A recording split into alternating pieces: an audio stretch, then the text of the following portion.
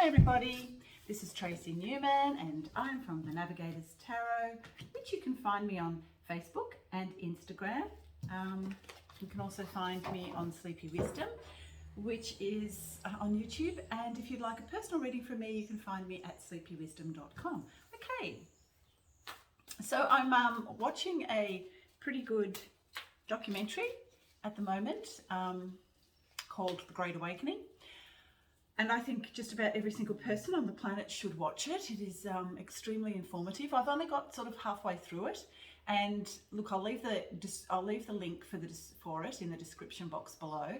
I think every single person on the earth should watch it because it's actually pretty much exactly what has been going on with us for a millennia and how we have been completely fucked over by other forces and in the world. Hang on, I'll just get that. Yeah, so it's good so far. Yeah, and also too, we are going through a massive rebirth, death and rebirth at the moment as we move into these strawberry moon energies, these full moon energies, which is always about surrendering everything that we actually ever thought we were into I guess into the cosmos and just kind of let it go, yeah, so it's about surrendering everything that you thought you were and allow it to die with the old world, and then leave yourself open to the new earth energies that are coming through. Okay, so what have we got for this week for the energies at this point in time?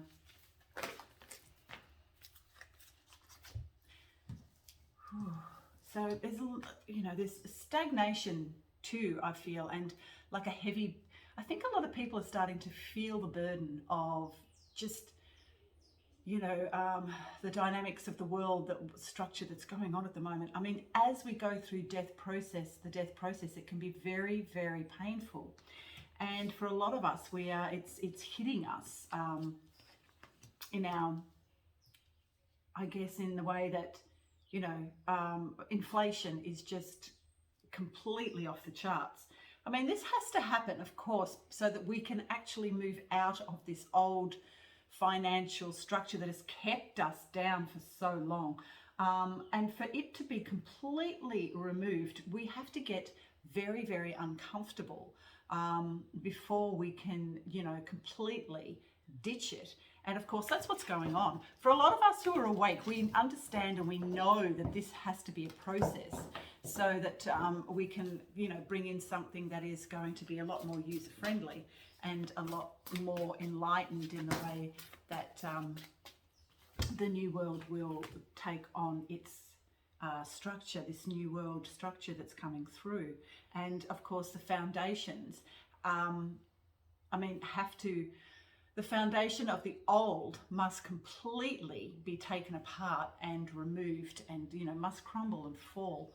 And that has to be removed before the foundations of something new can come through.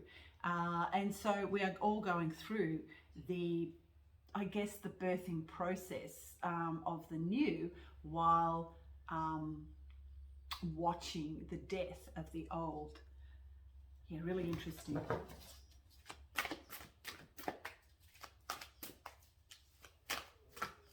The Six of Cups.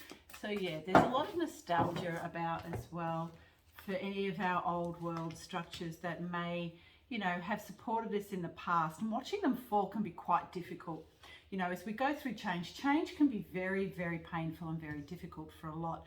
And so people can sometimes feel very overburdened by the way that they are feeling about all of this. And there is this collective dark night of the soul, and it must occur. And the reason why it must occur is because anybody that knows, as we go through this great awakening, this great shift into a lighter, brighter future, we must first go through the death pangs, and also too must also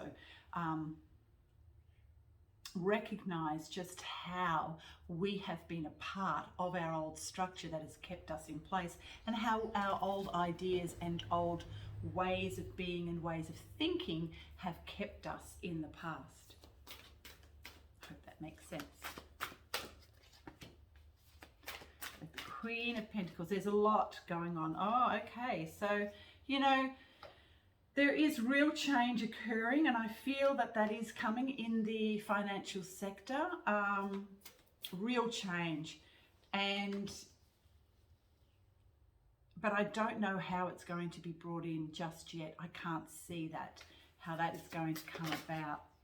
But there is great hope for the future. There is also to this, coupled with unconditional love, as we move into these more heart-centered energies, which is exactly where we are going and how we are moving forward. The great deceptions of the past are now starting to come to the fore. A lot of people are waking up to just how we have been deceived and how those deceptions have kept us in a state of sleep paralysis, pretty much. You have not been able to move for quite some time. It's pretty interesting that I say sleep paralysis. If anyone has ever experienced sleep paralysis, it is literally like being feasted on by demons and you cannot move. And that is pretty much exactly what the world has been going through for a millennia. But now we're beginning to wake up and we're beginning to shift and move out of those disgustingly well, what would you call it? Oh, like crippling energies, really, because that's exactly what they have done.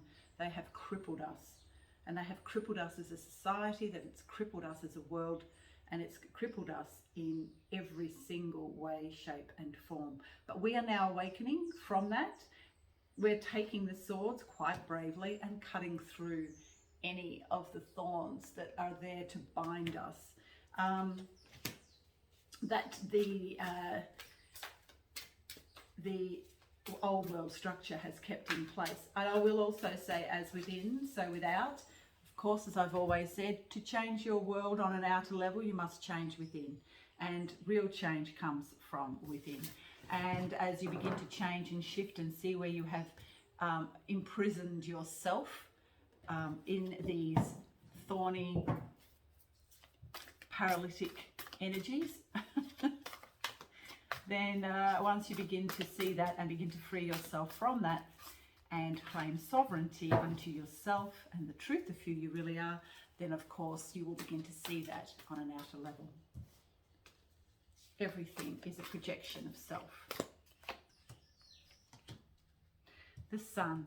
So we are, as a collective, moving into more sun energies, which is, you know, abundance, warmth, a greater feeling of freedom and love.